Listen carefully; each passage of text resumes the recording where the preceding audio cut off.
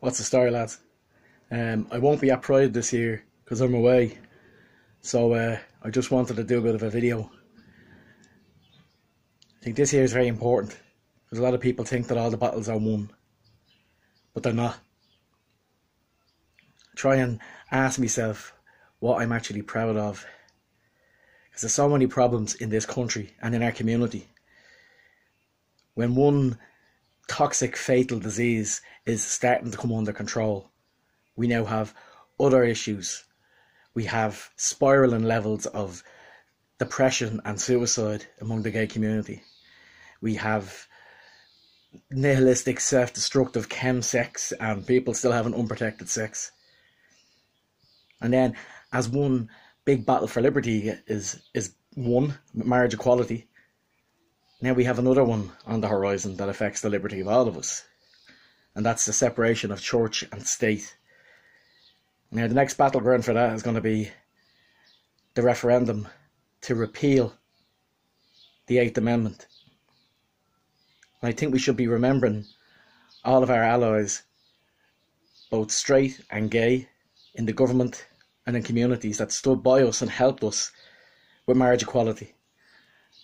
And we should stand by them too, because the separation of church and state is vital to all of us and the future.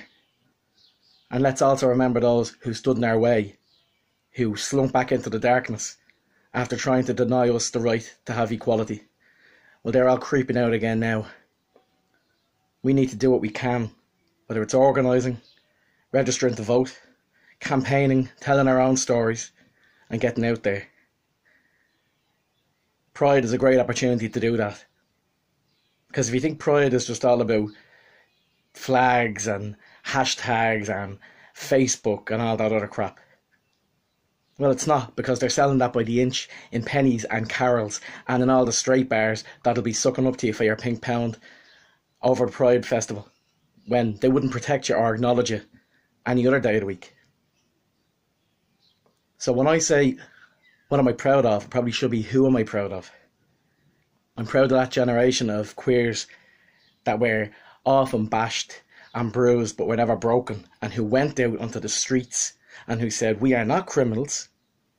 We won't be murdered like animals in the Fairview Park. We won't be battered in car parks or chased out of our jobs by the same church that was destroying children at that time, and still now. I'm proud of them. I'm proud of the community at the moment that mobilised and got the referendum passed.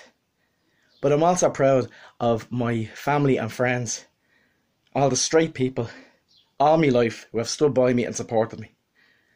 And most of all, I'm proud of this country, because it's a little island nation in the world, and it's shown the world over and over again that we rise in the face of tyrants, whether they're invaders or whether they're a church. We rise in the face of intolerance, and I hope we rise again. I know we will. So, Bro Derek Sauce to Macharja. Happy Pride, lads. Have a good one.